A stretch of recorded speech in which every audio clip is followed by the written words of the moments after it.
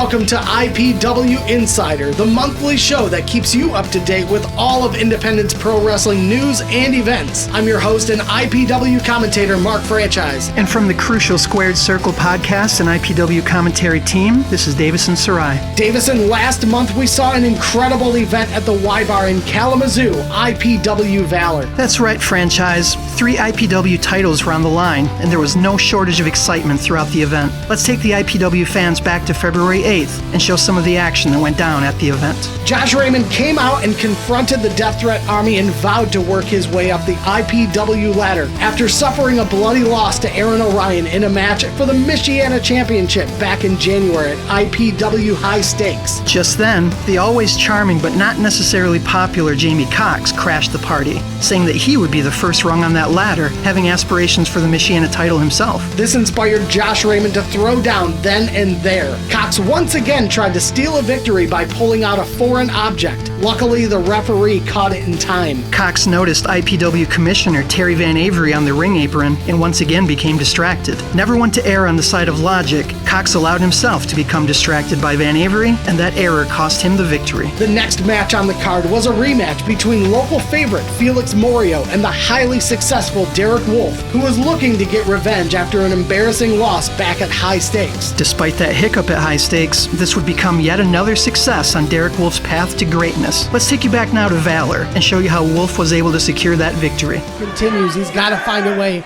to put Felix Morio away, and likewise, Felix Morio has got to use his trades, his skills to power down the oversizing power of Derek Wolf as he charges. Oh, he almost did himself. It again. Morio, he's got Oh, back in that sleeper. This could be it. He almost had him last time. He's out on his feet. This could be the end of the match. Morio has got him. Wolf. Okay, there we go. Through. Oh, he's got him. Scoops him. Oh, he's got him hooked for the inverted. There's that face buster. That could be the end of the match. We saw that last month. 1, 2, 3. And he gets it.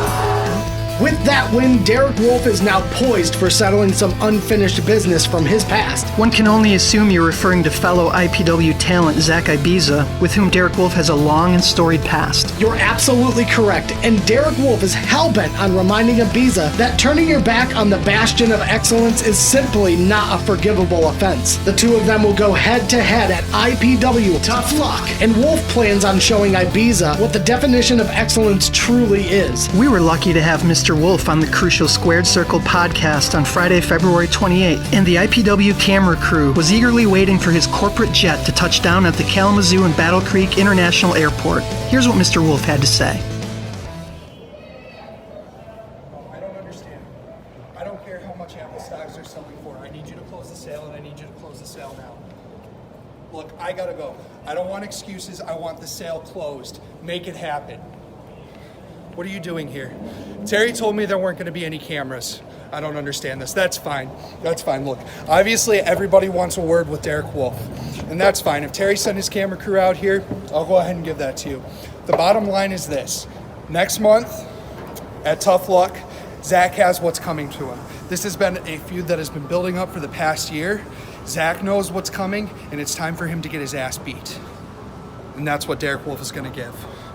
Bank on it. During our interview, Derek Wolf addressed rumors pertaining to possible business dealings with Ray Torres and potentially funding Torres's wave of mutilation as it pertains to Zach Ibiza. Here's a small clip from that show. Can I ask one last question? Yeah. And I'm sorry to go back to Zach Ibiza. I could tell it's not terribly interesting to you right now. So you used to be friends. Yes. And you've seen the way Ray Torres has been mistreating this gentleman. Mm-hmm. Do you have any feelings about that? Like I said before, money is a hell of a thing, but if you truly want answers, come out next month. I'm not going to comment any further. With that cryptic message, only time will tell how this conflict is eventually resolved. It is without a doubt one of the hottest storylines happening in this company today. Indeed, two relatively new teams in the tag division then clashed for the IPW tag titles. The ultra-impressive newcomers out of the House of Truth, gracefully chosen, attempted to vanquish the reigning champs, the Grey Wolves. You'll recall at IPW High Stakes, the Wolves debuted and were able to defeat not just 2, but 4 members of the DTA on their way to capturing the belts. It seems seems, though, that the table was slanted against the Wolves, as Gracefully Chosen had former ROH manager and owner of House of Truth, Truth Martini, in their corner. Truth interjected throughout the match, which ultimately ended up being the deciding factor, as new tag team champions were crowned in back-to-back shows. Absolutely. The Grey Wolves debuted and won the titles in January, and Gracefully Chosen has followed suit by debuting and crashing the Wolves party en route to become your new IPW Tag Team Champions. Here's how it all went down. There's bringing all this fight, and I am impressed. But is it going to be enough? Here comes the Shaman, elbowed by Jarrus, an elbow to the Chosen One. He's just trading elbows. Oh! Shot with the Book of Truth to the back of Jarrus. They've got him. Oh, he's setting him up. Shaman. Oh! Power slam, DDT combination. Where's Jimmy? Oh my God! New IPW They did it! champions. While painful, this loss has left the Grey Wolves with a new hunger to fight their way back into the title picture. They had some choice words for the new IPW tag champs and fans. Grey Wolves here. Jimmy and Jarrus. We're here in the gym. We're trying to get better because at last IPW, we were screwed out of our titles by Truth Martini. So we're here getting better, getting stronger, and we're coming back for those titles as soon as we get back. You got anything else to say, bro? Coming to the back for those titles. Victory or death. I'll see you guys soon.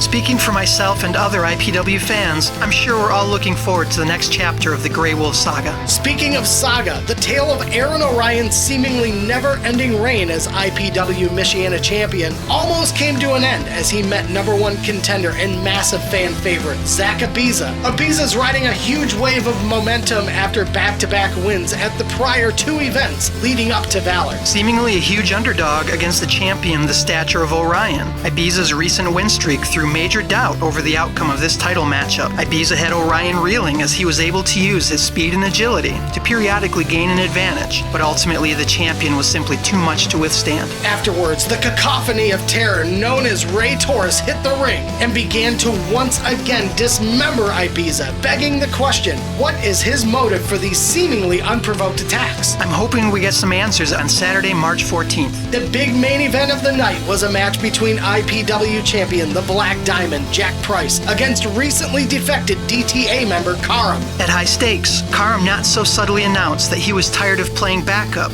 to other members of DTA, and he announced his future plans amidst a storm of violence. He demanded a one-on-one match with Jack Price for the strap to demonstrate his superiority and to leave no doubt as to whom the most dominant force in IPW truly is. After the ref went down from an errant super kick courtesy of Jack Price, the DTA made their presence known as they planned to finally take Karam out of the picture once and for all. Karam summoned them into the ring and piece by piece managed to dismantle his former friends and stablemates en route to capturing his first ever IPW title as the new champion was crowned. He's got the Michiana title. Oh, and he hits him. No. That's going to be it. And that's what happens with that numbers advantage. New ref. 2, it's over. Oh, it took too long.